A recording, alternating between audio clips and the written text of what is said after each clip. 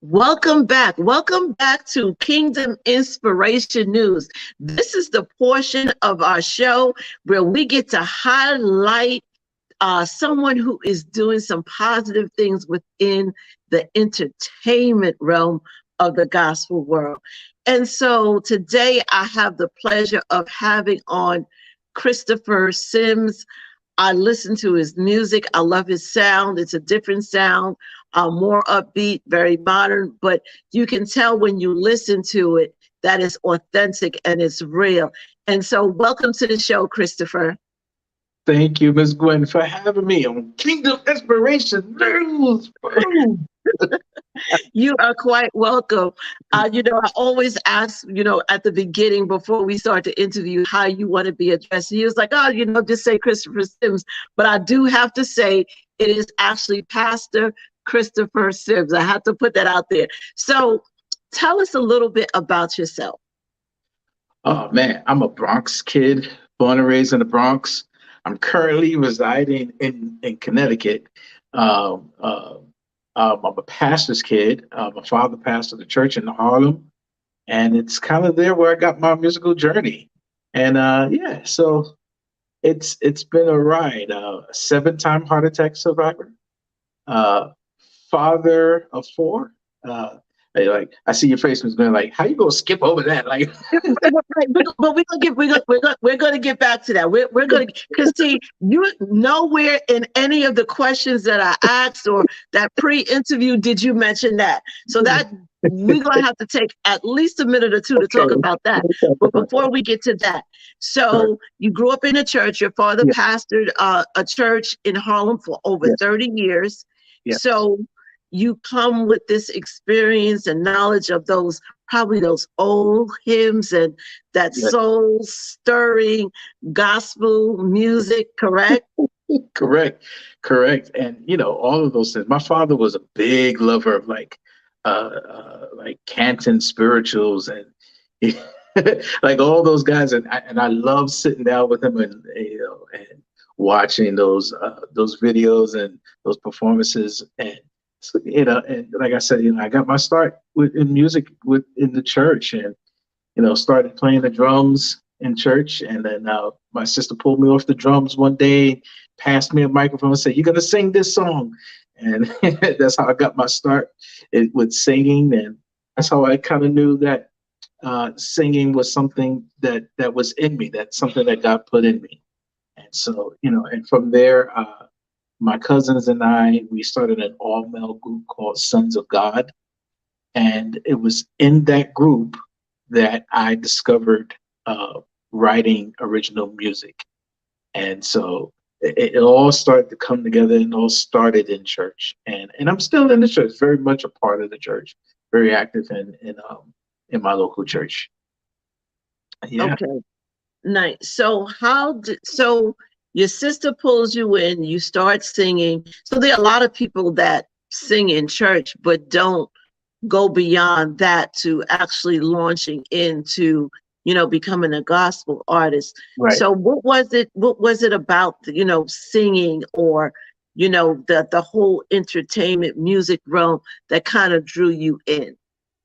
You know what it was for me? I grew up as a quiet kid.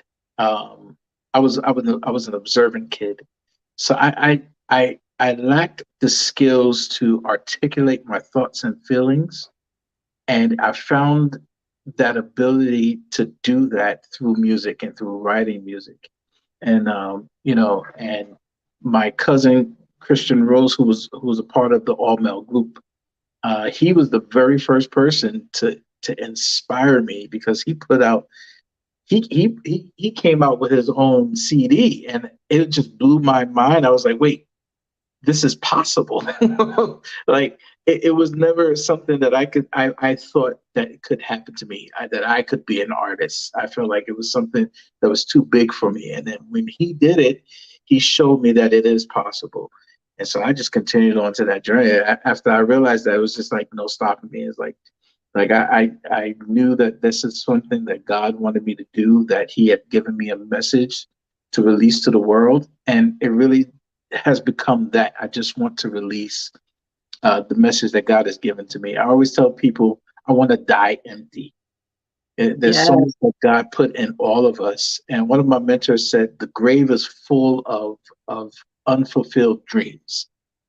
And so I want to die empty. I want to release every song. I want to release every book. I want to release every sermon. I don't want to keep anything in me. I want to release it all to the earth. And so even if it's just one person, my very first single was titled "Lord, I Need You," and every time I listen to the song, I'm so disappointed in myself because I'm like, it's not finished.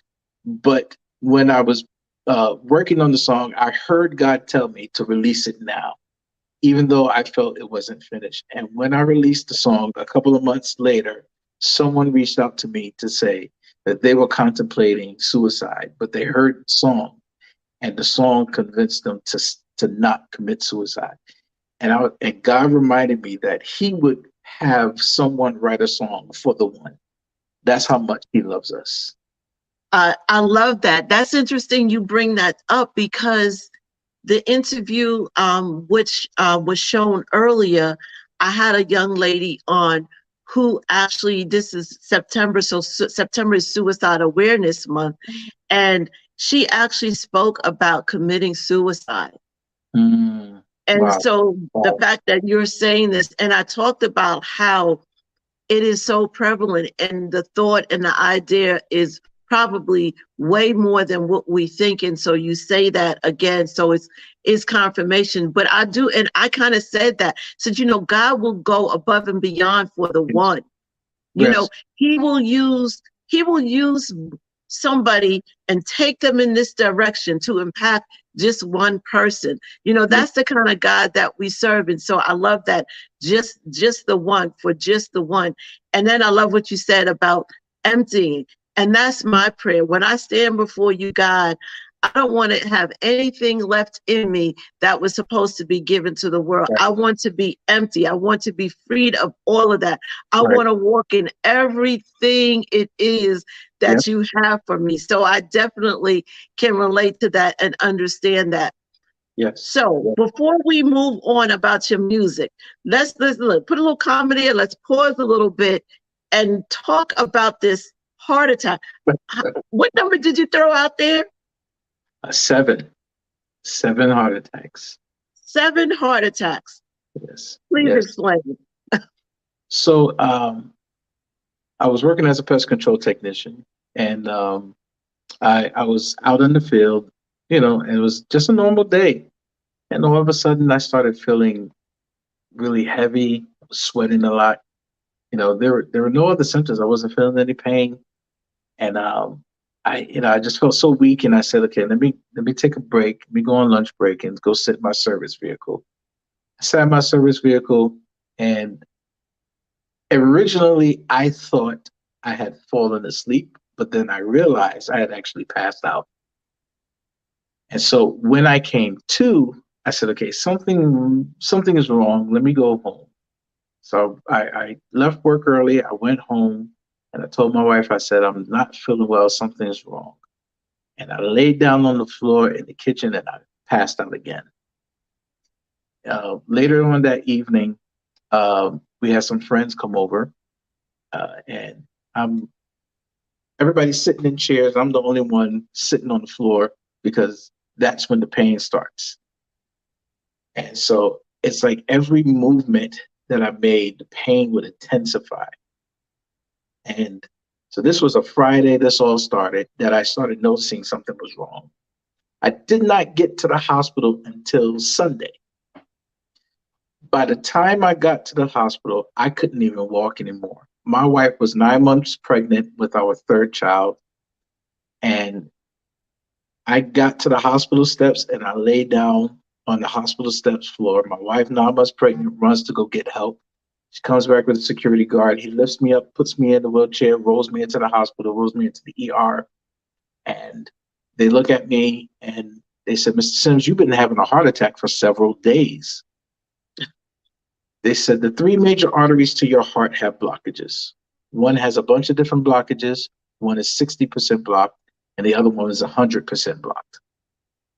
They said it seems to be a hereditary disease in your family, and the blockages are too close to your heart for us to do anything because anything we do will damage your heart. Wow. It was at that moment when we began to pray because that's really all. That's pretty much after the doctor tell you there's nothing we can do. Yes, you rely on the one who can do anything, right? And so we began to pray, and we had family, friends, pastors, and leaders praying for me. And this was in 2013 that the first heart attack occurred, and I had six more after that. But uh, every every one that I had, I was confident I was going to make it out. I was confident. There was something about there was something about the presence of God that was surrounding me that let me know that He's not done with me yet. And there was even one time when I had become unresponsive in the hospital, and the nurse was yelling at me while I'm unresponsive. I could hear her yelling at me. She said, "Mr. Sims, it is not your time. God is not done with you yet." Wow. And I'm grateful that after all of that, I believe part of that was God trying to get my attention. I believe part of that was God, uh, because I was running. I'll just say it. I was running from what God wanted me to do. And being a pastor, being in music, these things are scary things. these these are big, huge responsibilities. That's how I see it anyway. I don't see it as a prestigious thing, as something that I pat myself on the back for doing. I'm proud of the work that I'm able to do that God gives me. But I see it as a huge responsibility. Um, and and I just want to fulfill the call and the purpose that God has in my life. And like we said, I want to die empty. I want to make sure that whoever needs to hear whatever message that God has given to me, that they hear it, because we don't know what kind of encouragement that person may need. Yeah. Absolutely. How long ago was that? This was in the first one occurred in 2013. Okay. So almost 10 years, and Yeah. you look relatively healthy. You're here, Yeah. yes, praise God. Wow. What an amazing testimony. I wish I could kind of stay in that, because that right there is really, that God, nobody but God was in Amen. the midst of that situation. Amen. So I have a video that I'm going to share. Uh, Tell us a little bit about that song and the inspiration for that song. The song is titled "Desperately Waiting." And this song originally started out as a worship song, and in my opinion, it still is a worship song. It doesn't sound anything like what you would anticipate a worship song would sound like. But this song started out with I'm a worship leader as well, so the song started out as a prayer. There's this moment before I go up to lead worship, and I'm praying. I'm telling God, I'm about to go up and I'm about to lead worship, but there's nothing I can offer these people that's going to change or alter their life in any way, shape, or form. Anything that's going to change their life or alter their life is going to come from you, God. So Mhm. we will wait for you because we don't want to have church and not have change. So, Ooh. God, we will wait for you to come. Until you come, then we're desperately waiting for you. And so that's where it starts. That's what the song started for me.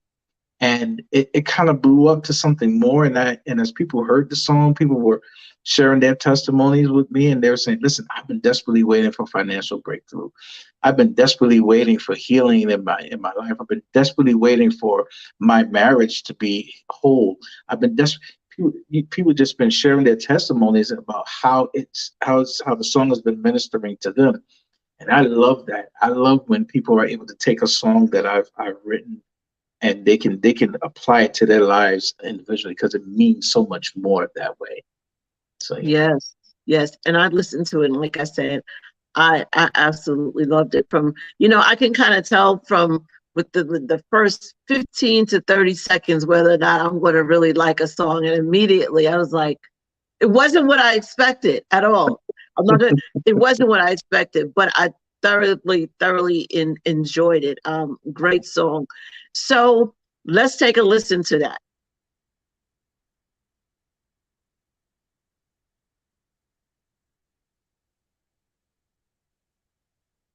Okay. So again, you got to witness, you got to hear it. Amazing, amazing, amazing song.